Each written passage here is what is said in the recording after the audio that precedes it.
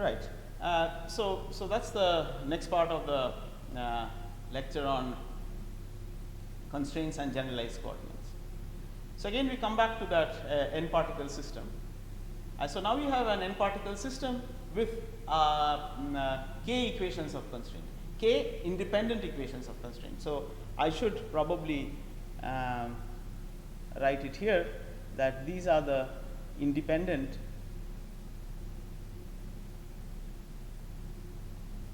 equations of constraints. Now these equations of constraints can be of various kinds. So we have seen in the case of the pendulum, I could actually write the equations of constraint as equations. The constraints could be written mathematically as algebraic equations. And what were the examples? For the case of the simple pendulum? For the case of the simple pendulum, there were two equations of constraint, and one was that z is equal to 0, and the other was x square plus y square was equal to L square. So these were the two equations of constraint that were placed on the system. These are the algebraic equations which define those constraints using the Cartesian coordinate system. We can similarly write equivalently these equations of constraint in the plane polar coordinate system or the cylindrical coordinate system, etc., etc. Okay. So if we are doing the same problem in the cylindrical coordinate system, where the r theta plane was the plane of action of the simple pendulum and z was perpendicular to it, then I would say the equations of constraint would have been, so this is in the Cartesian and this is in the cylindrical.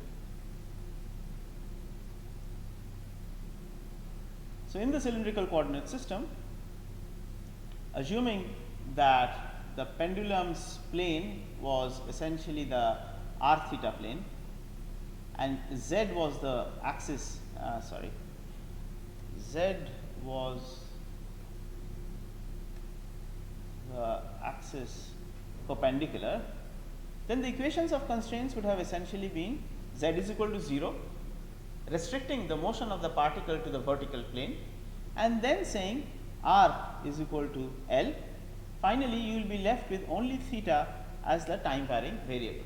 So out of the 3 degrees of freedom, the two equations of constraints brought down the degrees of freedom of the system or the particle to 1. So 3 minus 2 is equal to 1 degree of freedom. However, if you think of the second example I gave you, which was that of a bouncing ball, in that case, in the case of the bouncing ball, in that case, the constraint equation could not be written as an equality. Rather, it was written as an inequality, that the negative z space was inaccessible to the particle. So the inequality which characterized that constraint was z is more than equal to 0 always in the Cartesian coordinate system. There is a constraint, there is also a constraint equation or condition of the third kind, and the third kind are these linear non-integrable relations between differentials of coordinates. We will see examples of that also, but I don't want to jump the gun. So as and when we meet these equations of constraints of the third kind, we will see how we can actually tackle them. The first kind of constraints that is outlined there on top are called holonomic constraints, which can be written as an equality or as an equation. And the last two are known as non-holonomic constraints. The second kind of constraint can be made holonomic by stipulating that infinite forces or potentials act on the particle in the region where the constraint condition is violated. which is another way of saying that the ball will never be able to penetrate the floor. Dealing with non-holonomic constraints of the third kind is difficult, and we will not discuss non-holonomic constraint to a large extent here, but in specific cases they will come up. Okay. Now constraints are also, they have been classified as holonomic and non-holonomic, dependent on whether they can be written as an equation or equality, or they can't be written as an equation or equality of the generalized coordinates. But constraints are also divided into two groups depending on whether they are explicitly functions of time or they are not explicitly functions of time. If f, that function which the algebraic form of the constraint is explicitly a function of time, then it is known as a reonomous constraint. If it is not a function of time explicitly, but a function of the coordinates only and the derivatives of the coordinates in some cases, then it is known as a scleronomous constraint. It is a question of nomenclature, but it is worthwhile knowing this nomenclature, because this is what is widely used in the textbooks, in references and other material. So you see, constraints are a necessary condition of solving the equations of motion. Inclusion of constraints also poses some problems. There are two specific problems which we have to deal with. And the first problem is very obvious to you by now, and which is that the spatial coordinates, what I write here, the spatial coordinates x, y, z or r, theta, phi are no longer all independent. But many of the coordinates or degrees of freedom become redundant because a number of constraints have been placed on the motion of the particle. The second problem is that of the forces of constraint. The moment you actually put in a constraint on a system, there are physical forces which come into play. For example, in the case of the simple pendulum, okay, if you remember, for the case of the simple pendulum, you had the simple pendulum like so, mounted from the point of support. Acceleration due to gravity, it was moving along the arc, and the acceleration due to gravity was pointing downwards. And there was tension in the string. So the particle was restricted to move along the arc such that its distance from the origin, and the origin was here, and the distance was L. So its distance from the origin was always a constant, which essentially means that the particle is restricted to move on the arc of the circle. Thus, there cannot be any movement of the particle, in this direction. Such movement is prohibited. If such movement is actually prohibited, which essentially means that along that direction there cannot be any forces acting on the particle. So now what did we do? And I am sure you have done this before. We actually,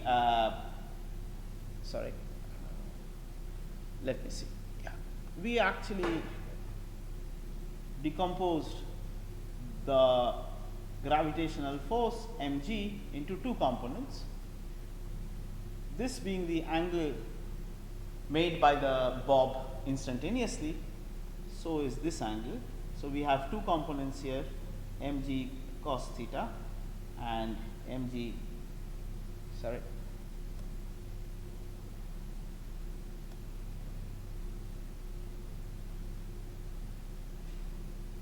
and mg sin theta. Now mg cos theta must be equal to the tension, and that's a real force, because you know I have assumed a rigid massless string, but in reality you have seen that the string actually becomes taut. It actually becomes taut, and there is tension in that on that string. And indeed, without accounting for tension, you will not be able to solve for the equations of motion. So Newton's laws basically tells you that F is equal to ma, and A is the acceleration. So what are the forces acting on the system?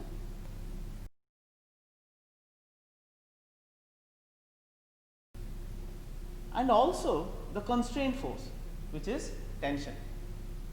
So both these forces act on the system, and we have to arrive at the final solution along with these two forces which act on the bulk.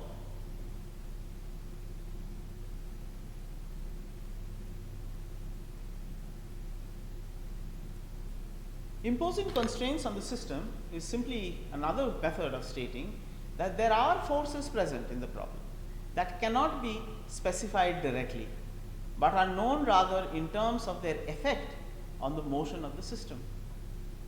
In cases with holonomic constraints, where it can be written as an equation involving the coordinates of the system, the first problem is relatively easily solved, as I have shown you earlier, by introducing something called generalized coordinates.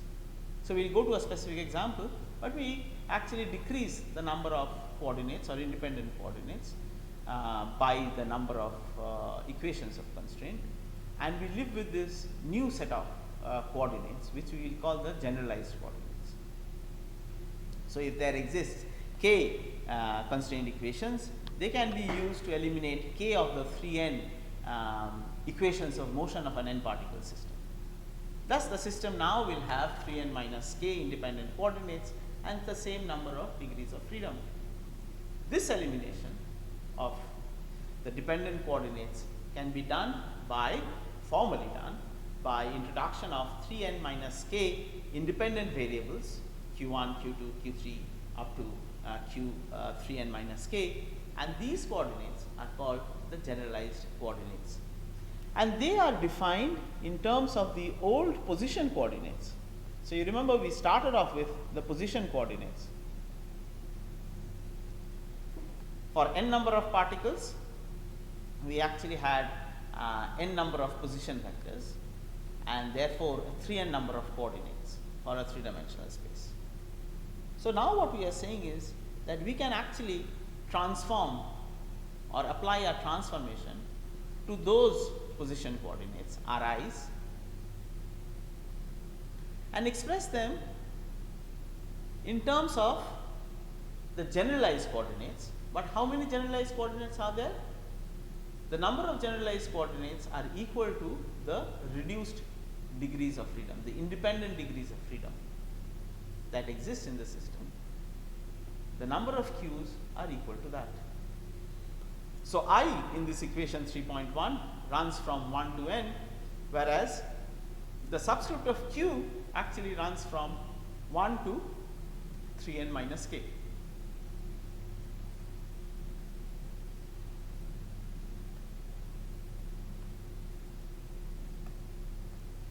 So let's go to the next page.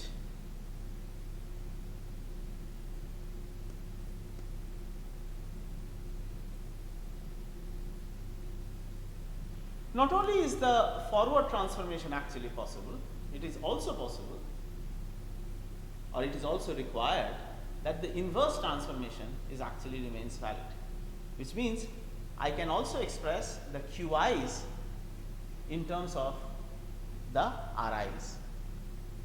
So here QI though, here I in this context, I runs from